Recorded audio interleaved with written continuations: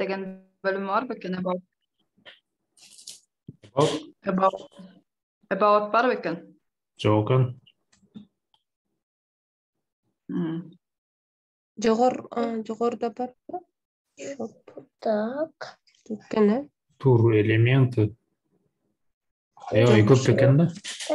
Так. Чоң сайт сатып алған екен да. Demos деген неге 601 дейді? Içinde ошондой неме бар бекен?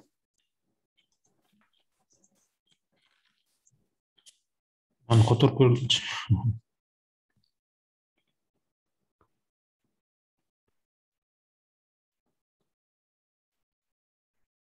Өзүңүн магазиниңи создавать эт деп турат вроде. Магазиндердин эскиздери окшойт анда. Портфолио дейт, бүт бар эле портфолио экен. Портфолио деп турат. Бул товар окшойт, бул деле портфолио. Портфолио. Презентация. Шоу-кейс. Портфолио көп экен го, негизир. Давайте дальше пойдем. Дальше.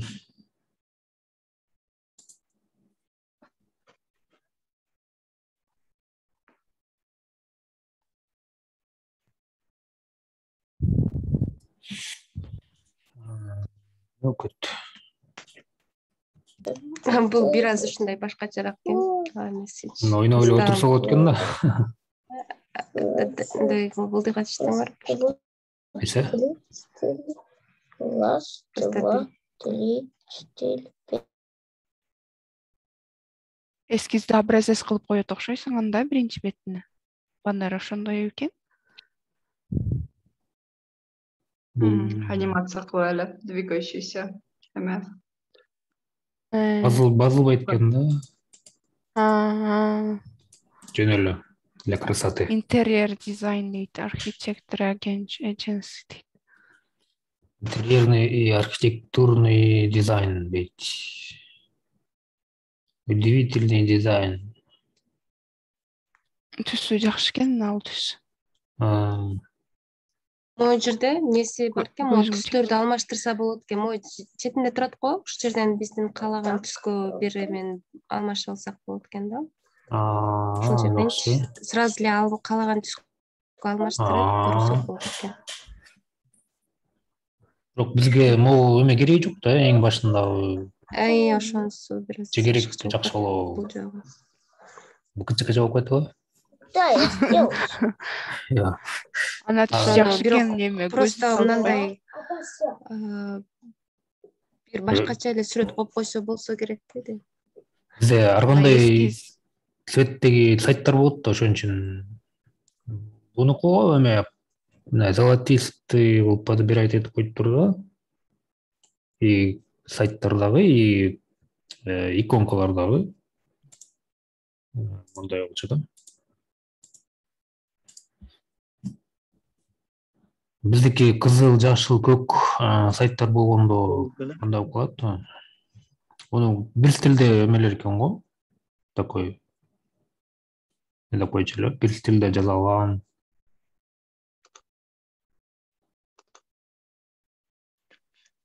Эмесе жакшы экен, цвет жакшы тандап тур.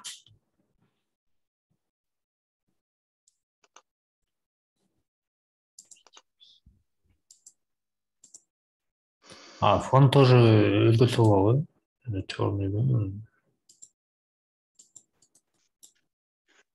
Текст. Текст менен Үч цвет бар экен.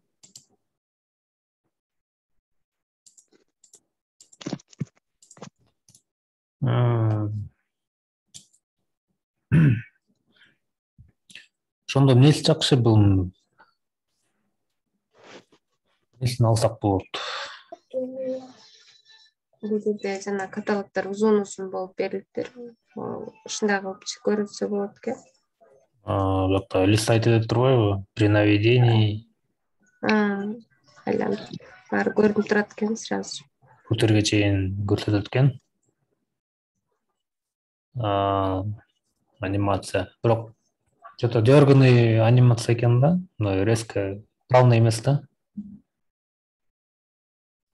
Планшетке келбейт окшойт. Нам такие длинные макеты не нужны, наверное. Был именно для этот макет, да? Как бы это они макет презентируют. А нам же мы же не макеты же, нам нужны просто сайттардын эле первый страничкасын эле в виде карточки мы хотим, да, изначально у нас Да, так. бул это да. Дальше говорили, ну как бы вот это то, что какие-то есть изюминки тут тоже. Дальше говорили, да? Может быть, да, карап көрө. Следующий минимализм дейт. Муну биринчи тапкам да ушундай цветтерди эле жакшы көрүп оймой калгам, а так канча деле окшош болсо керек. Бирок эгерде башында биздин баягы карточкаларыбыз азыраак болот го. Ошондо мына дальше кылсаңыз эме алчу. Мындай кылып туруп карточка и бул жагына кичине Описание, да? Описание жазып туруп, ушундай кыл деген да кичине ой кетти. Эгер башында пока эмелерибиз аз маалымдачы. Бирок бул анча бизге окшошпой калат го. Цветтер мягкие ба? Цветтери цветине коддон алмаштырса болсо керек. Агайдын видеосун көрдүм да, WordPress'ти көрсөткөн. Ошондо кадимкидей visual коддон коду ачылат экен го. Өзгөртсө болот экен, артып болчу. Ну, цвет цветовой тон такой мягкий, легкий экен. Так, карточкалар жок. Чоң-чоң экен, өзүнчө. Да, бул анча. Дальше. Креативдүү дейт.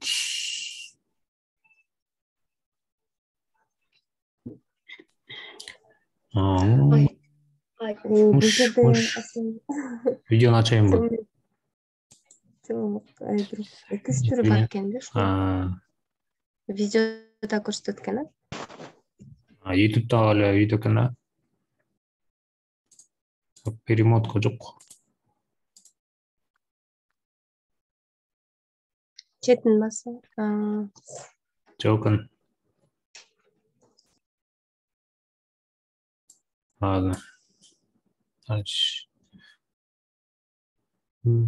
Креативное дизайнерское агентство, дейт. Так, вот видишь, что мы имеем, да? Брендирование, веб-сайт, UI, UX, видео даже лайткин. Видеомаркетинг. Наверное, видеореклама алдым. Чистый код, современный дизайн. Проект, канча проект жалганы. Клиенттер окшойт. Последние работы. Последние проекты дейт. Зеленый, березовый цвет его барла. Был веб-дизайн категория.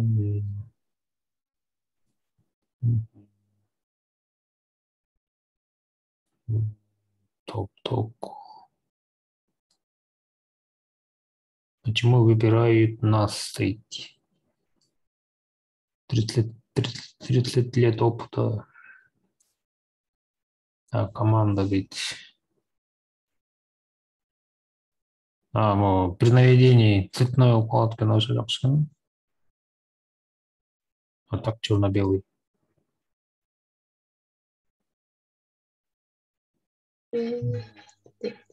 Оюмча ал жака команда жөнүндө информация киргизсе керек жагы. Бизге керек жок го. Биз жөнүндө дегенде киргизбейт го команданын немелер, members. Неге? Сайтты караган киши команда керек го дейм. Же кереги жок го? Команда деген негизи жок болот деп ойлогом, бирок агай эме members дегенде обязательно деп атат. Ана мне кажется, киргизилет го дейм. Ошо баягы бүт эле сайттардачы баягы team, our team деп турат да, backend just деген иштеди деп ушундай бар экен.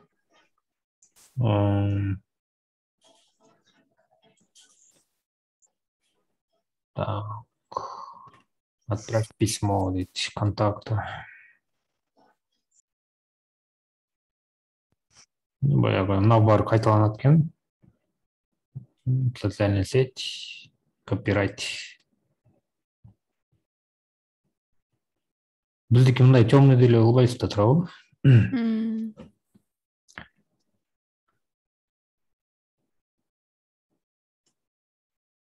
Дизайнерский агентство туура келет экен да. Дальше кетебелели?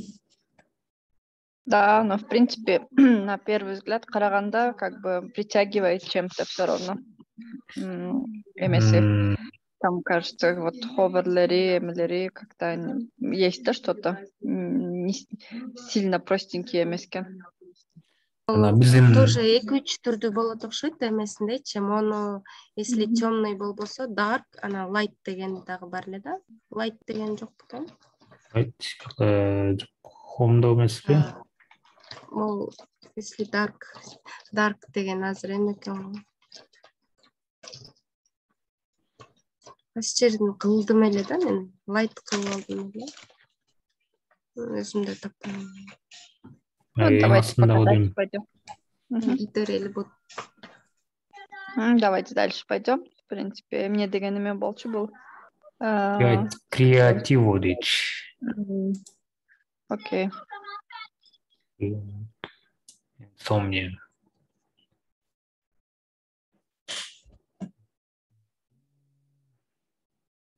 Вебко.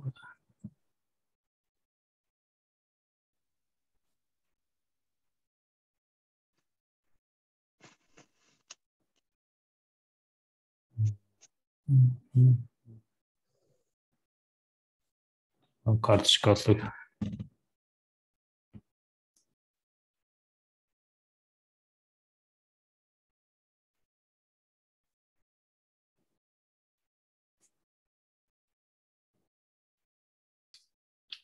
Минимальный экен да, бирок лишний кнопка жок экен. Ну, сразу переход идет, да. Üstüne басканда каяка переход болот экен, бирөөсүнүн үстүнө басып көрсөң кайсы.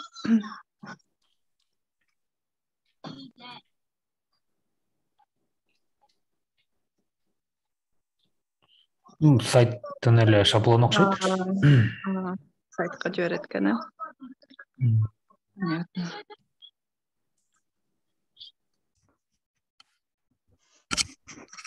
Header, footer дейт го. Стили.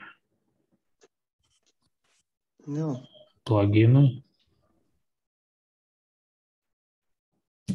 Болду. Footer жок.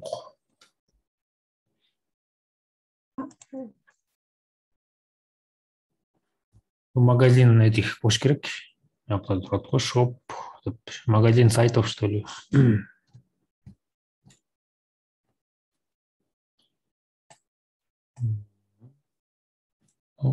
Дальше.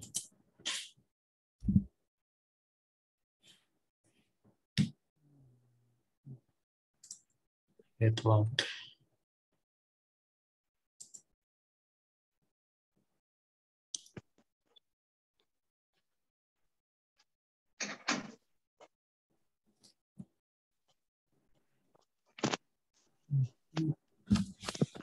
так, анимация борки. Кичинекей мал көрүнүп атабы? Линиялар борки.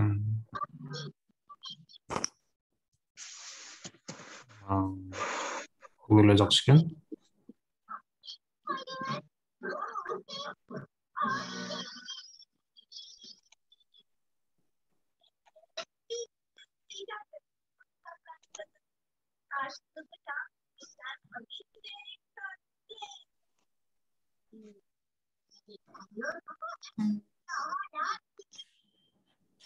Ана бар деле карточка алып койгонбу? About us дейт.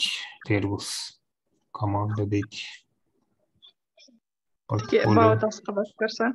About us. Виде карточка экен да.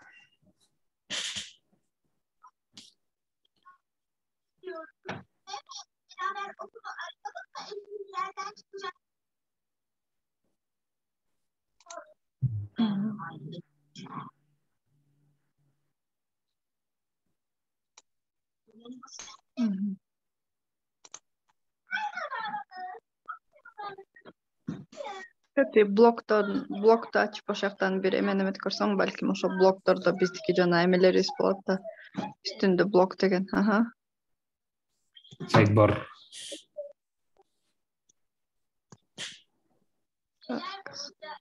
Новости, публикации, наверное. Вот справа новости последние. Буякта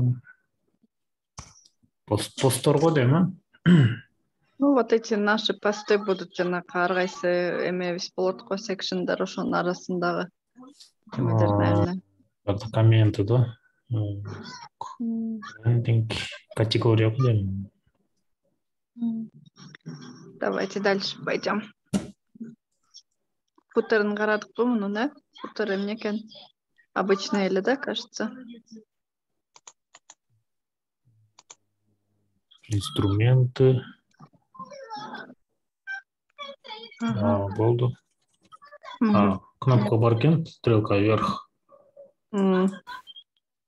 Жакшы.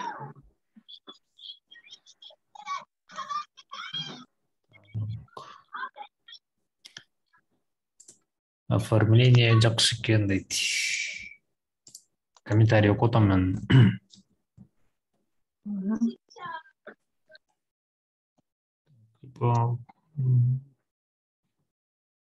Бизде эле ушундай кылсак туура болобу, социальный сеть мисалы болсо, ушундай кылып эле минимум. Башынабы? Футерге деле кайталап койсо болот го дейм. Дальше. Йоганкова.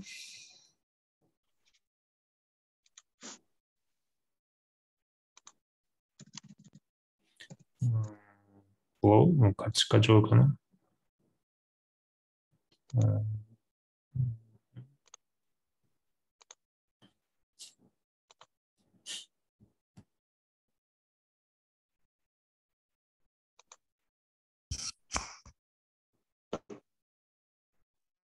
Команда.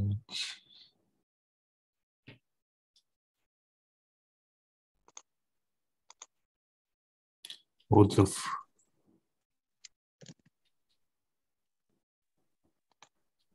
Цены дыть. Видео воркшит. Контакты.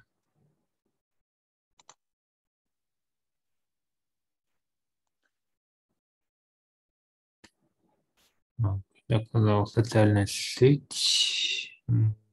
Путер. Ой, Эдбар. Или набор. Адрес. Бул эмеге окшошпой калат экен, бул жөнөкөй эле неме экен да. Классический эле сайт экен. Бул мындай сайттар көп да, бул мындай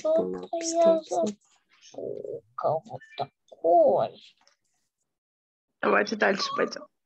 Биздин контекстке туура келбей калат чын.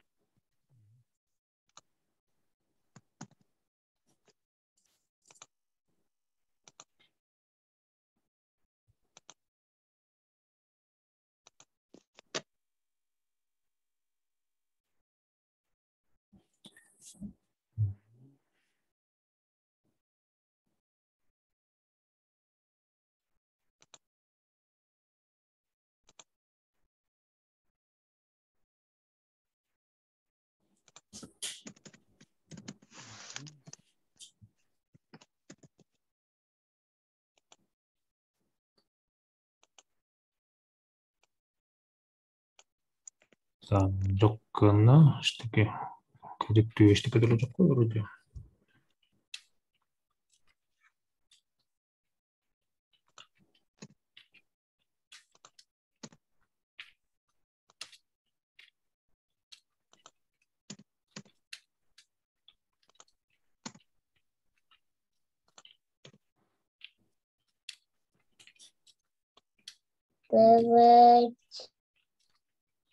Бар фиксирован екен, ошол жакшы. Калган билбейм, кереги жок го дейм бизге калгандарды.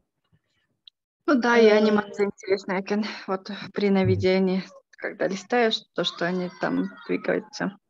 Так, жүргүлө дальше кетиверели.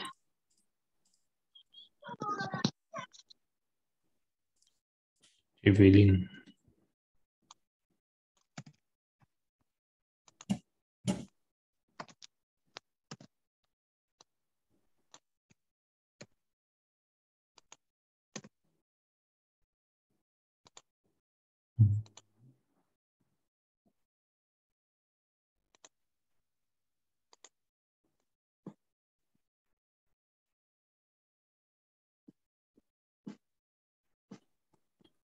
Видео.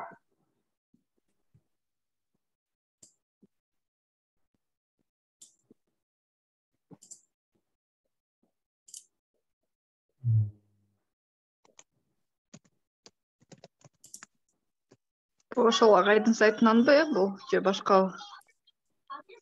Через Envato Elements açıldı.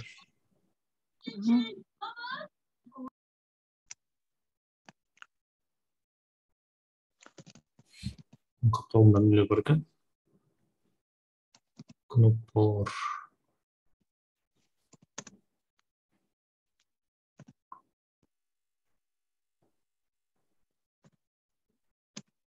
Анимация. Карточка.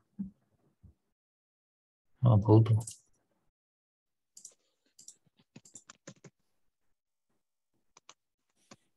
Футер. Давайте дальше пойдем. Бул деле эмекен классический эле эмеге сайттарга окшош экен. Эвелин кайталанып калыптыр. Фокус.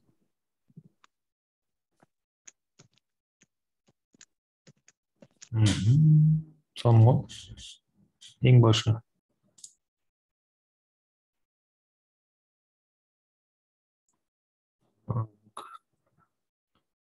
Бар жок экен. Ортодо эмне сызык? Билбейм, логотипи. Ылдый чыксаңызчы өйдө. Мага сызык пайда болуп экен го. Бул логотип. Type text something деп чыкпайбы дейт. Бассам басылбай атат. Жөн эле го Жок, дейм. ылдый жаган. Ой.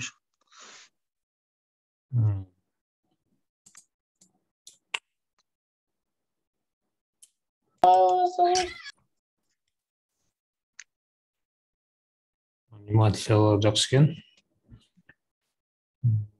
Категорий. Биздики вроде, бул деле эме экен, футерге чейин көргөзүп салат окшойт э. Бул кичине плавныраак экен да, бирок бизге кереги деле жок да. Же керекпи? Биздики эме да башкысы эле одна страничка эме жагы эле көргөзүлөт да, плавный болгондо ал жакшы көрүнбөй калат го дейм. Өзү бир страничка болуп неметип атса. Эме кылыш керек да, эмпатияны күчөйтүш керек да. Мисалы, бак сен ушундай эмеге кирдиң, анан бутерге чейин карайт белең. Сайтты. Карайт болчумун, бирок карамакмын. Анан биз бияка негизи эмени биринчи немесин эле коебуз деп аттык беле негизи. Үстүнө басып көрсөң, бассаң эмне болот экен? Бирөөнү? Кирип кетет турбайбы, Сайтка кирет окшойт. Башка сайт. У нас автоматически, а у нас при нажатии он раскрывается полностью. Там можно уже полностью там смотреть. Там можно. Но если вы хотите вот такое длинное, в принципе, можно и такое длинное, как бы на ваше усмотрение, да?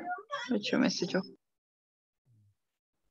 Но если со временем бул эмелер көбөйөт да буларчы, со временем анан 1000 таких сайтов болса упузун болуп 1000 таких сайтов, наверное, немножко, не знаю, мне кажется, объемный будет. А поисковик для, мне кажется, очень много времени займет это все. Ну, не знаю, смотрите сами. Мындай анимация эметет го дейм кичине тормозить этет, мисалы интернет кичине суал болсо эле ката өйрөтпөш керек. Ала такой попроще, что ли, фиксированный. Кыймылдабаган эле болот го окшойт. Давайте дальше спустимся. Мне варканда астында. Ачып кетет. Так. About Us деген бар бекен бөлүктөр? About жок. Бул жөн эле ачып өйрөтүп турбайбы? Кете берет экен. Ну ладно. И вот тигине үстүнө чыккан стрелка бар экен. Бар бекен. Так, и все, да, больше ничего нет. Ну ладно, давайте дальше пойдем.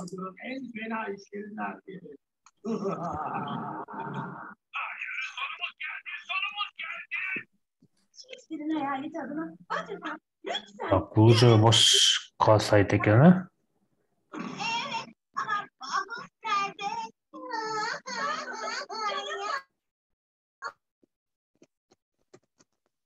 бул эмне бул?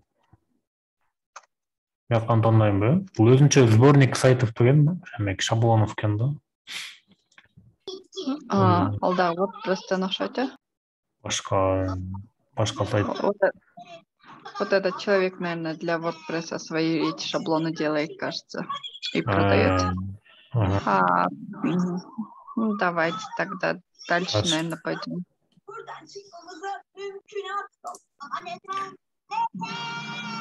Поисковик.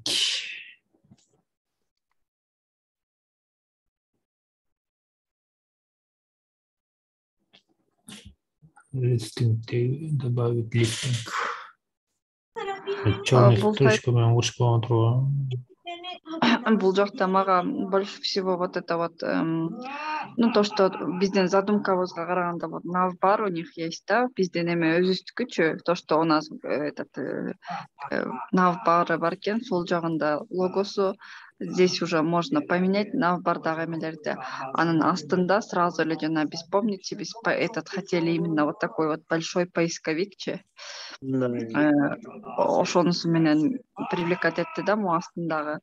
И ошонун эле эмеси жакты тиги астындагы вот это, видите, через слайдер астындагы, помните, мы жанагы категорияларды, фильтрларды хотели просто значок менен сделать, да, а мы можем снизу вот ошол менен жанагы ким Нурайды дагы примерно ошого окшош жүктөгөн турбайбы, үстү жактарда бирөө окшош экен, э? Ошого да окшош кетет экен, а тиги жакта мындай фильтрный значок эмес эле ушундай через слайдер, оказывается, через эти вот так, кажется, можно, да, сделать. Анан асты жагынан дагы эмнелер жакты. Так, здесь, ну, бул жөн эле, это можно убрать, кажется. Буяктычы, бул жагын можно убрать. И чуть-чуть дагы ылдыйга түшсөк, так. Вот здесь вот карточки мне, в принципе, понравились. Карточка, но можно его, этот размер увеличить можно, да, и жанагы үстүндөгү бетиндеги эмелерди алып эле асты жагына можно спустить, да, эти фреско деп эмелер турбайбы үстүнчү. Мне кажется, карточканы мындай чоң кылып можно размер, кажется, увеличить. А так, то, что вот мы хотели, рейтинг, там, эмелери турат, да? Потом снизу, так, снизу, в принципе, вот это можно и убрать, а можно и какие-то свою какую-то статистику, да, сделать. Ылдый жакта болсо, да. Вот на мондай деле карточка кылса болот экен, да? Можно даже вот эмесин побольше, где картинканы побольше, астындагы эмесин азыраак кылыпчы. Эме сөздөрдүчү, видите, они наполовину 50 на 50 поделили, да? А мы могли бы картинку там 70 на 30 кылыпчы. Адрестерге керек жоқ та, ордуна. Ну вот лишнее все можем убрать, да, полностью. Так, карточканың ушундай 2 види бар экен, анан можно использовать или вот это, да. Ну, коса, и астында, что еще мне понравилось, бул жөн эле баннер тоже можем использовать для чего-то. Вот здесь вот есть для отзывов, кийин отзывдар же бирдемкелер жазылып баштасачы, и можно как testimonials вот так вот отзывдарды да сделать. И еще плюс бул жөн эле экен, Уну можно даже убрать, у нас видео в принципе пока жок да, как бы. И сейчас вот здесь вот так, астында эме деген жактар бар болчу, так дагы түшө берели. И могу жакта вот news and articles ушулар эмелери жакты. Вот, например, мы могли бы наши новости эмелерди вот так вот тоже примерно ушундай сыяктуу карточка кылып эле киргизсек болот да. Так, потом еще вроде все. Вот футеры деле биз каалагандай экен да, тетиги жакта subscribe эмебиз, и там можно переделать как-то. И еще плюс мояктан эмени жанагы about us же team дегенди ачып көрсөң, кайсы ушул жакта дагы бар да. Могу үстүндөгү тетиги nav бар, эң жакшы about us деле ошоктон деле басып көрөлүчү. Бир жакта about us деп жүргөн. About us-ты басканда тут примерно рассказывается про about us-ка, и, по-моему, члены команды, что ли, выходили. Ну-ка, асты жагында где-то жактарды можно убрать по-своему, что-то сделать, и так. Вот, члены команды выходят, да? Бир жакта дагы точно ушундай болуп жүрдү беле. Вот. И еще плюс эти блокторду ачып көрсөң, блок деген жактычы. Ошокто блоктордун анан жана главный пейдждин тут тоже меняется экен да. Вот блоктордо вот здесь вот тоже жанагы биз эмелерди жазабыз го, биздин блогторубуз болот го. Сиз билесизби, блогубуз болот, анан кийин эме блогубуз болот, анан ошолорго ушуларды койсо болобу деген ой менен да. Но как бы вот и экинчи блоктун види мындай экен да. При наведении ховер анимация, да? И жана хомдун пейджин дагы ар кандай эмес 2 түрү бар экен, жана эме хом кирген 3 даже түрү бар экен. Так, жана экинчиң көрөбүз. Бошко.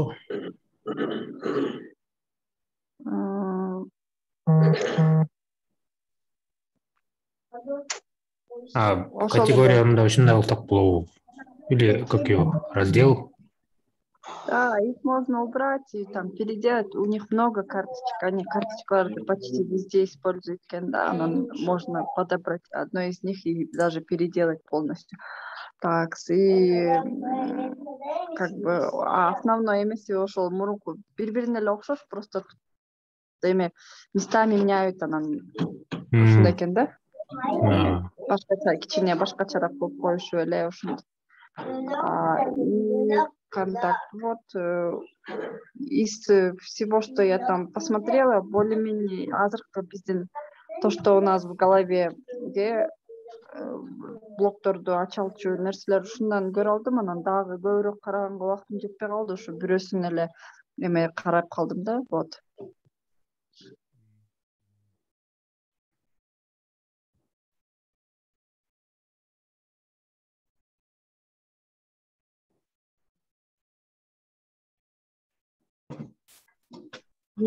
Бул кайсы эмеден алынган эле? Бул дагы ошол эле WordPress да эми? Ошол эле сайт. Ошол сайт. Вроде жакшы экен. Бир аздан кийин зум чыгып калышы мүмкүн да. Дагы ачайын да. О, давайте переходим на следующую, башка страница. Так. Мұны мен еметкем.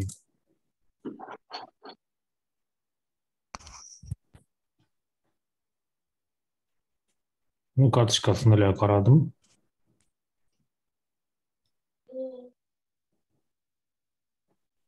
Такой минимализм, да? Тоже анимация, ховер анимация. Жөнөкөй эле. Жакта описание. Так, карточкалар about us бар бекен. About us жок болуш керек. About us. Ну, такой... Жок экен. Магазин этих лучших сайтов. Окей.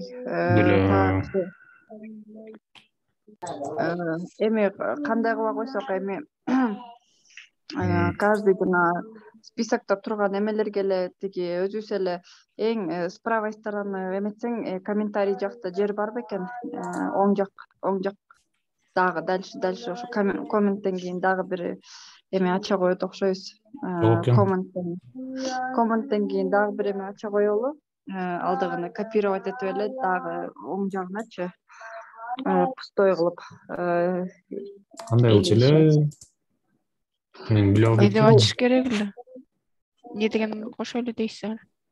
Полностью дагы бир ушундай эле бир эме табличканы неме ача койсоңор жаначы, давайте ушул жакта эле проголосуем. Кайсынысы жакты, давайте ушул жактан эле проголосуем да. Ошол жака элечи, супер. Сейчас да, ошонго кирип алайынчы, ушул жактан эле голосовать эте коелу, кайсы жакты баарыңарга эмелергечи. Давайте. Кира эстеш керек анда. Эме звездочка менен эметели, эможи мененчи звездочка коюп эле. Звездочка менен кылалыбы же сердечко кылалыбы? Сердечко көнүп калдык го. Мейли сердечко кыла берели. Кайра тиги голосованияга эме сердечко кылалы дагы, анан топовый 3 сайт тандап алалы. Анан кийин ошону дагы 3-4 сайт кайсынысы жаккандар болсо, эме 3 добуш берсе болот, Айткага 3 добуш берсе. Ар бирөөбүз 3 сайт тандайбыз, 3 сайттар беребиз, 3 эме. Так. 3 эме 3 звездочка берсек болот. Например, 3 звездочкаңарды бир эле сайтка деле берсеңер болот. 3 башка сайтка же 2 звездочка бир сайтка, 1 звездочка башка деп ушинтип деле колдонсоңор болот. Каалаганда. Көрүнбөй калды. Андай жагына тышсаңыз ошондо жака. Биз негизги немебиз жана биздин сайтка, чтобы буну биз иштете турган болушубуз керек да, Эме биз арасынан жана тандап, лишнилерин алып таштап, анан самый эмеси кээ бир жерлерин бизден поменьше работать, чтобы, например, биз азыр блоктору болбогон эле бир нерсени тандабасак, анын баарын кайра өзүбүз продолжать этип жасап чыгышыбыз керек да. Анан, мне кажется, нет смысла покупать именно такие, да, которые вот эме, ну, как бы кайра баштан жасап чыкканга зачем тогда шаблон покупать, да? Мен жана ачылган сайттарды көрсөтүп чыгайын бир сыйра.